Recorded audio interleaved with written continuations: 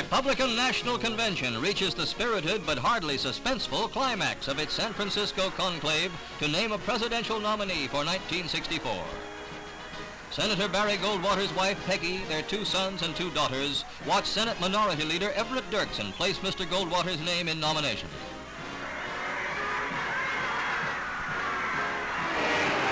For more than a half hour, the Goldwater backers, who were in preponderance in the vast Cow Palace, whoop it up for the senator.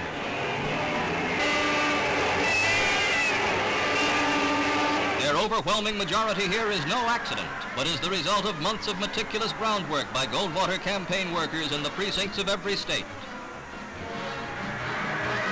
Next in order of nomination is Governor Nelson Rockefeller. This demonstration is more a show of loyalty than anything else, for Mr. Rockefeller had previously thrown his support to William Scranton. An historic move is cheered by the backers of Senator Hiram Fong of Hawaii, the first man of Asiatic blood ever to be placed in nomination for the President of the United States. Also tradition-shattering is Senator Margaret Chase Smith, the first woman whose name has ever been presented to the delegates of a major political party as candidate for the presidency.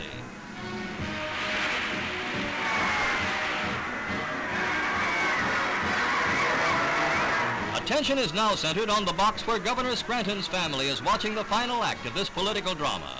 His name is placed in nomination by Dr. Milton Eisenhower, brother of the former president. Candidate for the presidency of the United States, William Warren Scranton of Pennsylvania. The Scranton demonstration lasts about as long as did the one for Goldwater. Other names put before the convention were those of Michigan Governor Romney and former Minnesota Representative Judd. But the nearest thing to a contest was between Scranton and Goldwater. The senators' votes climb inexorably toward the 655 necessary for a Goldwater nomination.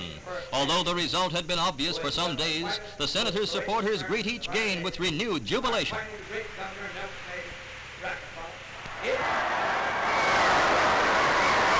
The farther down the alphabet the roll call of states proceeds, the higher the Goldwater score mounts. Now it is within 15 votes of the golden number. Pennsylvania, 64 votes.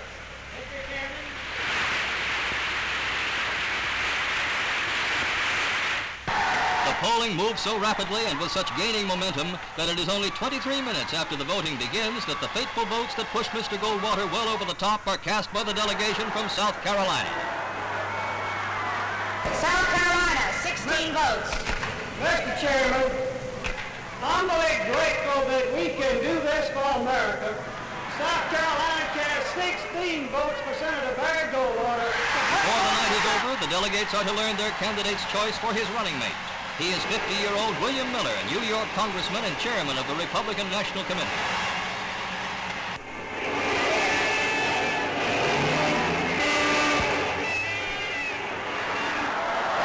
Governor Scranton comes to the Speaker's stand to accept his defeat with grace and to ask a unanimous nomination for his rival for the sake of party unity.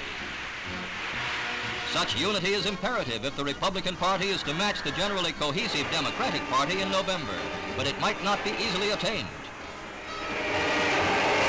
For Senator Goldwater's triumph takes the leadership of his party away from the Eastern Liberal bloc and places it with the Western Conservatives for the first time since 1936, a remarkable achievement by a tireless campaigner.